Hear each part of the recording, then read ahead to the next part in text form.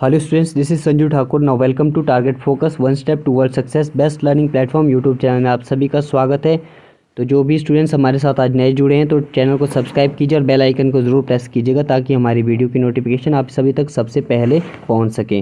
तो dear students, आज हम डिस्कस करने वाले हैं जनरल हिंदी का मॉक। तो इसमें डिस्कस करने वाले हम ओनली 20 क्वेश्चन। तो कमेंट बॉक्स में मेंशन कीजिएगा कि आपके 20 में से कितने सही हुए हैं। तो कंटिन्यू करते हैं आज के इस मॉक को। तो पहला क्वेश्चन है, समास का शाब्दिक अर्थ होता है। तो समास का शाब्दिक अर्थ होता है, आपके पास ऑप्शन दे रखे हैं संक्षेप, विस्तार, विग्रह और विच्छेद।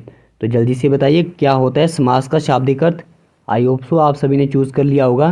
तो ऑप्शन नंबर ए सही हो जाएगा। समास का शाब्दिक अर्थ होता है संक्षेप। नेक्स्ट क्वेश्चन है, निम्न में से कौन सा पद अव्ययी भाव समास है। निम्न में से कौन सा पद अव्ययी भाव समास है। ऑप्शन दे रखें गृहगत, आचार कुशल, प्रतिदिन और कुमारी। तो जल्दी से चूज कर लीजिए कौन सा पद अव्ययी भाव समास है। आई होप सो आप सभी ने चूज कर लिया होगा।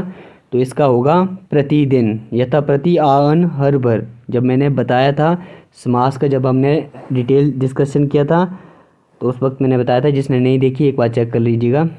नेक्स्ट क्वेश्चन है, जिस समास में उत्तर पद प्रधान होने के साथ ही साथ पूर्व तथा उत्तर पद में विशेषण विशेष्य का संबंध होता है, कौन सा समास कहते हैं।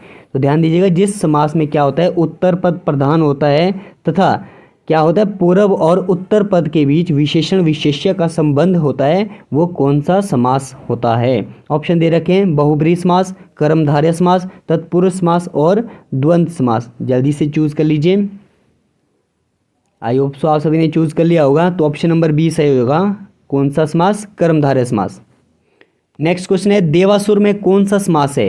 देवासुर में कौन सा समास है। ऑप्शन दे रखे हैं बहुब्रीहि समास, कर्मधारय समास, तत्पुरुष समास और द्वंद्व समास।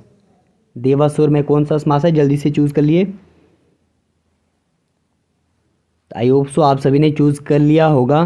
तो ऑप्शन नंबर डी सही हो जाएगा, द्वंद्व समास। तो देवासुर में कौन सा समास होता है, द्वंद्व समास। नेक्स्ट क्वेश्चन है, देशांतर में कौन सा समास है। देशांतर में कौन सा समास है। ऑप्शन दे रखे हैं बहुब्रीहि समास, द्विगु समास, तत्पुरुष समास और कर्मधारय समास। जल्दी से चूज कर लीजिए। आई होप सो आप सभी ने चूज कर लिया होगा। तो ये होता है सी यानी तत्पुरुष। तत्पुरुष समास है कौन सा, देशांतर। तो नेक्स्ट क्वेश्चन है, दीनानाथ में कौन सा समास है।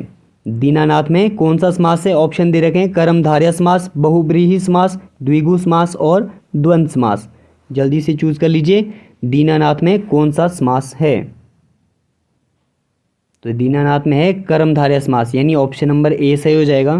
तो नेक्स्ट डिस्कस करते हैं संधि विच्छेद। तो सन्मति का सही संधि विच्छेद बताइए। सन्मति का सही संधि विच्छेद क्या होता है। सम जमा मति, सन जमा मति, सद जमा मति और सत जमा मति। तो जल्दी से चूज कर लीजिए कौन सा सही हो जाएगा। आई होप सो आप सभी ने चूज कर लिया होगा। तो ऑप्शन नंबर डी सही हो जाएगा, सत जमा मति यानी तो हलंत होगा।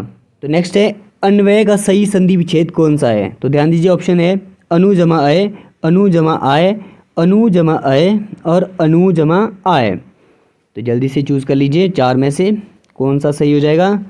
तो ऑप्शन नंबर ए सही हो जाएगा, अनु जमा अय यानी मात्रा कौन सी लगेगी, अनु में छोटे उ की। नेक्स्ट क्वेश्चन है, परोपकार में प्रयुक्त संधि का नाम बताइए। परोपकार में कौन सी संधि प्रयुक्त हुई है।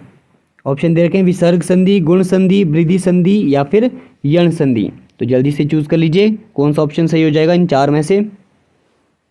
आई होप सो आप सभी ने चूज कर लिया होगा। तो ऑप्शन नंबर बी सही हो जाएगा, गुण संधि। तो परोपकार में कौन सी संधि प्रयुक्त हुई है, गुण संधि। नेक्स्ट क्वेश्चन है, अमृत का पर्यायवाची शब्द कौन सा है। अमृत का पर्यायवाची शब्द। ऑप्शन दे रखे हैं विष, सुधा, मधुप, आम्र।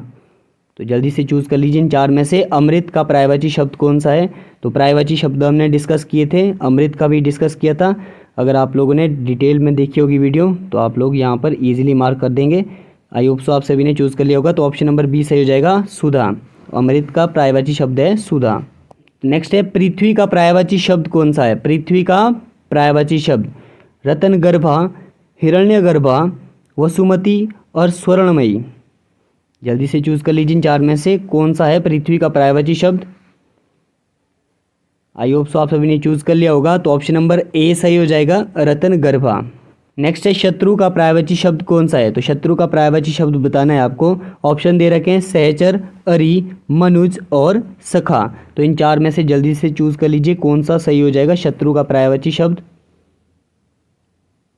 तो सहचर होता है मित्र, ऑप्शन नंबर बी सही हो जाएगा। अरि, अरि होता है शत्रु का पर्यायवाची शब्द। नेक्स्ट क्वेश्चन है खर का पर्यायवाची शब्द कौन सा है। खर का सही पर्यायवाची शब्द बताना है आपको। ऑप्शन दे रखे हैं रावण, कुंठित, गधा और मूर्ख। तो जल्दी से इन चार में से चूज कर लीजिए खर का पर्यायवाची शब्द। आई होप सो आप सभी ने चूज कर लिया होगा। तो ऑप्शन नंबर सी सही हो जाएगा गधा। तो गधा होता है खर का पर्यायवाची शब्द। तो नेक्स्ट डिस्कस करते हैं वाक्यांश के लिए एक शब्द।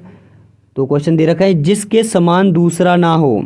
जिसके समान दूसरा ना हो। ऑप्शन दे रखे हैं अलौकिक, अगम, अप्रतिभा, अप्रतिम।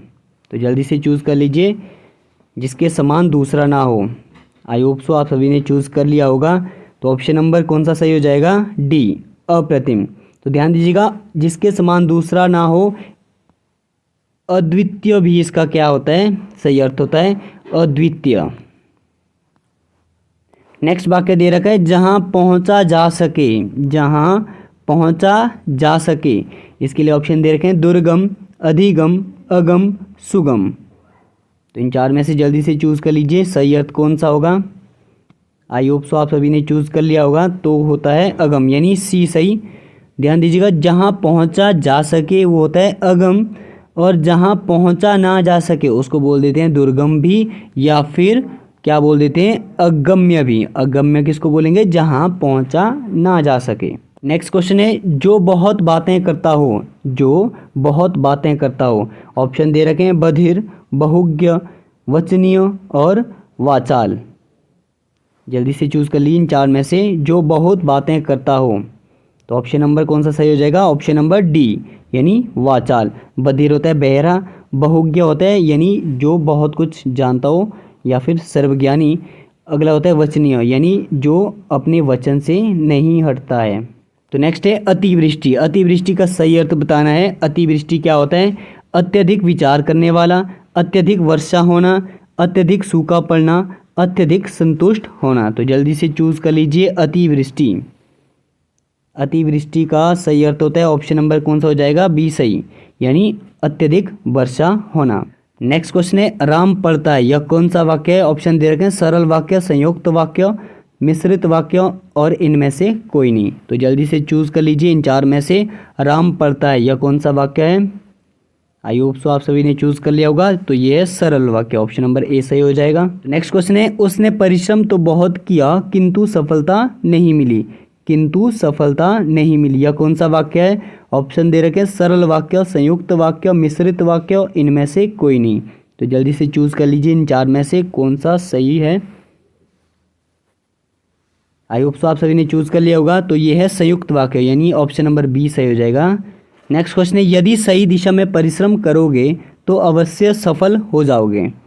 ये कौन सा वाक्य है। ऑप्शन दे रखे हैं सरल वाक्य, संयुक्त वाक्य, मिश्रित वाक्य या फिर इनमें से कोई नहीं। तो जल्दी से चूज कर लीजिए कौन सा वाक्य सही है। आई होप सो आप सभी ने चूज कर लिया होगा। तो ऑप्शन नंबर सी सही हो जाएगा, मिश्रित वाक्य। तो कमेंट बॉक्स में ऐड कर लीजिएगा आपके कितने सही हुए इन 20 में से। तो आज के सेशन में इतना ही करते हैं। आई होप सो आप सभी को आज का सेशन पसंद आया होगा। तो अगर पसंद आया हो तो लाइक शेयर सब्सक्राइब कीजिए टारगेट फोकस यूट्यूब चैनल को। तो नेक्स्ट मिलते हैं कल सुबह मॉर्निंग 8 बजे।